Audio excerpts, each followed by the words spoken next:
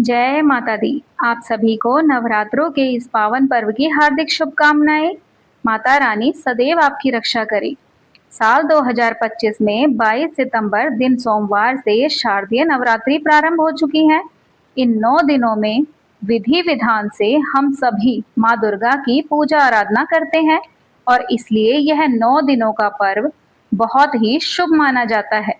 सौभाग्यवश साल 2025 में नवरात्रि पूरे 10 दिन की है, इसलिए इनका महत्व और भी ज्यादा बढ़ गया है। तृतीया तिथि में वृद्धि की वजह से इस वर्ष आश्विन नवरात्रि 9 नहीं बल्कि पूरे 10 दिन की है। नवरात्रि के प्रथम दिवस पर हम सभी ने कलश स्थापना की और माता रानी के 9 स्वरूपों की पूजा अर्चना पूरे विधि विधान से की। माता की चौकी लगाकर उन्हें विराजमान भी किया। नवरात्रि की अष्टमी और नवमी ये 2 तिथियां ऐसी हैं जो बहुत ही महत्वपूर्ण होती हैं, क्योंकि हम प्रतिपदा तिथि पर कलश की स्थापना करके माँ का आह्वान करते हैं।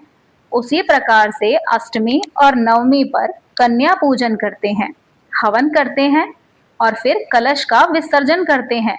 और यह शुभ कार्य कहीं कहीं अष्टमी के दिन तो कहीं नवमी के दिन किया जाता है। आज की वीडियो में आप जानेंगे कि दुर्गा अष्टमी तिथि कब से प्रारंभ हो रही है और इसका समापन कब होगा। और अगर आप कन्या पूजन अष्टमी के दिन कर रहे हैं तो शुभ मुहूर्त क्या रहेगा। नवरात्रि में कलश विसर्जन और पारण का शुभ मुहूर्त क्या होगा। यदि आप नवमी तिथि पर कन्या पूजन करते हैं तो उसका शुभ मुहूर्त क्या रहेगा। साथ ही यह भी जानेंगे कि कन्या पूजन में ऐसी कौन सी चीज कन्याओं को जरूर देनी चाहिए जिससे माता रानी की कृपा पूरे साल हम सभी पर बरसती रहे। आज की वीडियो में आपको सभी प्रश्नों के उत्तर मिलेंगे, तो आप सभी से मेरा निवेदन है कि कृपया वीडियो को अंत तक अवश्य देखिएगा। यदि आप हमारे चैनल पर नए हैं तो कृपया हमारे चैनल को सब्सक्राइब जरूर से कर लीजिएगा और वीडियो को लाइक करके कमेंट में जय माता दी अवश्य लिखिएगा। नवरात्रि की अष्टमी तिथि पर हम माँ दुर्गा के 8वें स्वरूप माता महागौरी का पूजन करते हैं। सबसे पहले माँ का पूजन करें और उसके बाद कन्या पूजन आप कर सकते हैं।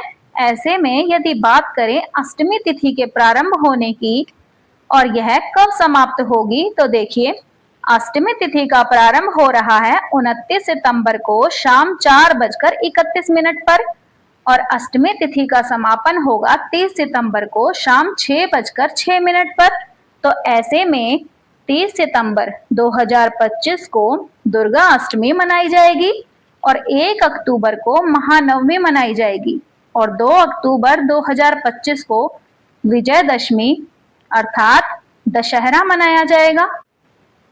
तो अगर आपके यहाँ अष्टमी तिथि को कन्या पूजन करते हैं तो आप सभी 30 सितंबर 2025 को अष्टमी तिथि के दिन कन्या पूजन कर सकते हैं।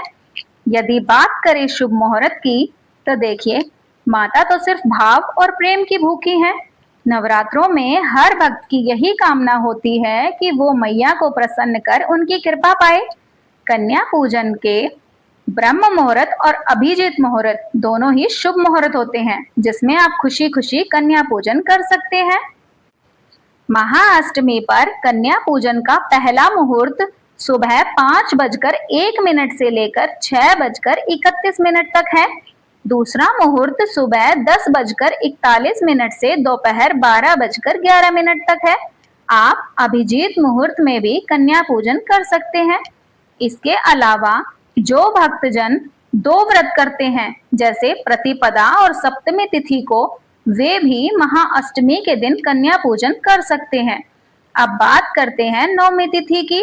तो नवमी तिथि को हम देवी दुर्गा के 9वें अवतार माँ सिद्धिदात्री की पूजा करते हैं।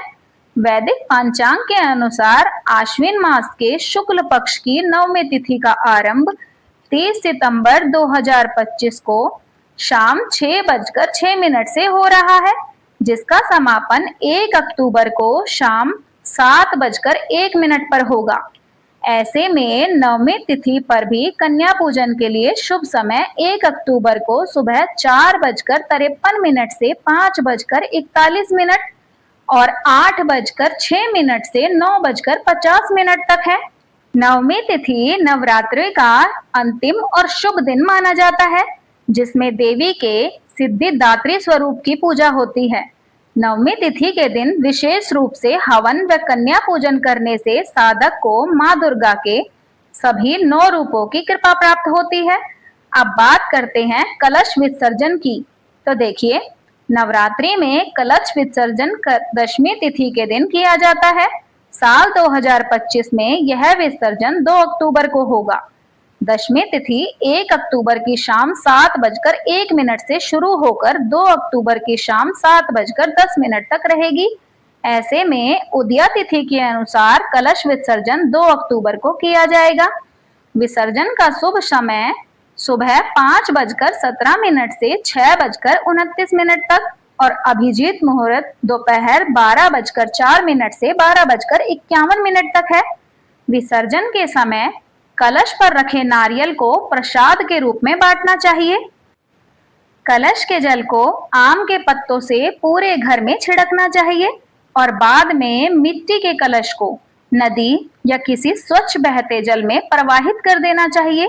अगर कलश में सुपारी, लौंग आदि रखे हैं तो उन्हें भी जल में प्रवाहित कर दे। आइए अब बात करते हैं कि कन्या पूजन में कन्याओं को ऐसा क्या दें कि माता रानी प्रसन्न हो जाए। तो सबसे पहले कन्याओं के पैरों को धोकर साफ आसन पर बिठाएं। उनके माथे पर रोली और अक्षत से तिलक करें। उनके हाथों में कलावा बांधे। कन्याओं को फल जैसे केला, अनार, सेब आदि खिलाएं। भोग में पूरी, हलवा और काले चने अवश्य परोसें, क्योंकि ये भोग में अत्यंत शुभ माने जाते हैं। कन्याओं को लाल रंग की चुनरी या दुपट्टा ओढ़ाएं, क्योंकि लाल रंग माता दुर्गा का प्रिय रंग है। उपहार स्वरूप कन्याओं को चूड़ियां, बिंदी, फूल तथा यथाशक्ति दक्षिणा दें। भोजन के बाद कन्याओं के पैर छूकर उनका आशीर्वाद ले। और हाँ, कन्याओं में एक लांगुर अर्थात भैरव अवश्य बिठाएं, तभी माता रानी ज्यादा प्रसन्न होती हैं। ऐसा करने से माता रानी की विशेष कृपा प्राप्त होती है और घर में सुख समृद्धि बनी रहती है।